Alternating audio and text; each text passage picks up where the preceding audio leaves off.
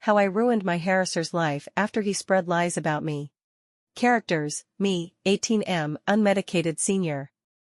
Psycho incel, referred to as PI, M16. So, for backstory, I was the only gay kid in what felt like my entire small deep south southern town, and came out very young, so that identity kind of stuck. My family was mostly very supportive, and I'm grateful for that, because outside of 2 to 3 friends I might as well have had a scarlet A branded to my forehead. Eventually, though, a few other people came out, one being P, a very wealthy spoiled all-American entitled kid who drove a very, very expensive new car. Now when he first came out it was to no one's surprise, but regardless a mutual friend was worried it would be a hard time, and asked if I would befriend him, give him tips on how to get through it, etc. I of course said yes. Big mistake. Now by this time I never cared what anyone thought because the people who mattered had already made it apparent and vice versa, so I was pretty open about the fact that I was actively dating someone much older than me. I don't want to hear it, that's not the point of the story, and it was a wonderful and healthy relationship that my conservative traditional dad even supported, so shut up. Now, after getting coffee with PI and being friendly, he apparently developed feelings for me, and after he confessed, I gently told him I was seeing someone and that I was very happy. This was common knowledge in our gossip-ridden high school anyhow, and that was apparently not acceptable to PI, and he went ballistic. In small towns, there are often what's known as junior-senior wars, where the 2 grades have a war of harmless albeit annoying pranks. However, our school was not completely uncivilized, so there was a group chat for both grades to discuss rules, limits, such as no damaging, no hitting houses if someone expressed that they weren't participating, renting, etc. Well, in that group chat with over 1,000 kids, PI thought it would be a great time to drop bombshell number 1. I had expressed that I was not participating, to not hit my house it's rented, and so on and so forth. QPI responding directly and saying, what, you can't afford to buy it with all the money you've been making being a prostitute for your 50-year-old boyfriend? I would like to say first off, my boyfriend was nowhere near that age. I saw red. I love that man to death and felt a forehead vein practically hemorrhage. Safe to say, the rumor passed throughout the high school and the community. My coaches took me aside, our extra religious teachers tormented me more, and I was a pariah. Oh well, I had acceptance to a top university, my friends, boyfriend, and family. I was almost done. Then the next rumor dropped, and this is when I went nuclear. One day, I got a call from my friend, and immediately I knew something was wrong. Apparently little PI had decided it was a good idea to lie and tell people I had, 1, cheated on my boyfriend, 2, made a video with him, and 3, it was with a junior, someone under 18. None of which was remotely true.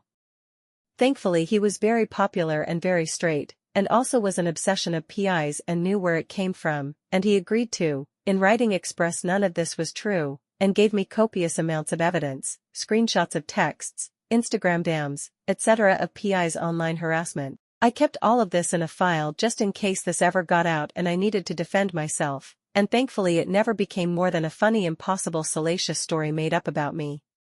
However, it was too late for him, as I was already very mentally unstable, and this would have ruined everything I was writing on. Now on to the revenge, finally. So not only was PI's car brand new, but it was a new car because he had destroyed his old one and was not getting another. Love small town gossip, but also driving through someone's house is pretty conspicuous, lol. Now, I'll admit I did not come up with this, I read it in a fanfiction, but it actually worked out very well. First thing I did was go to the furthest bait and tackle shop I could find and bought catfish bait. Now, if you don't fish you might not know, but catfish love the slinkiest, smelliest bait you can find, and I bought a whole jar of the slop. I knew the parking lot of my school had no security or cameras because my car had already been vandalized. I did embrace the F word carved into my door with pride eventually. And then, I got to work in the cold February morning. First thing I did was hammer nails into 3 of his tires. Now, this wouldn't pop them immediately, but they would eventually each deflate at much more inconvenient places, and nails would look more accidental than if they were slashed. Then, I took poison ivy and rubbed it all over the door handles of his car. Afterwards, I took a mix of gravel and Vaseline and spread it all over the windshield wipers, which would just scratch the hell out of it once he used them. My favorite, however, was using the catfish bait. Knowing enough about cars, i.e. copious Googling, I figured out how to get to the AC portion and poured in the catfish bait. Sadly, I wouldn't be able to witness this, but he wouldn't be using his AC for another month or so since it's still cold. All that time for it to rot, fester, congeal, and the first day it's warm and he decides to blast AC, his car will be filled with the fumes of 1,000 rotten piles of roadkill and low tide without any idea where it's coming from or how to get rid of it. The next part of this story is honestly out of pure dumb luck, and I can't claim complete responsibility for the universe's work. However, I, being the obsessive paranoid type, would check his socials from a burner account now and again, perhaps hoping to hear about his fishy car or to see if he aired out more rumors about me. One day I found something odd: nothing. Every single social media was gone.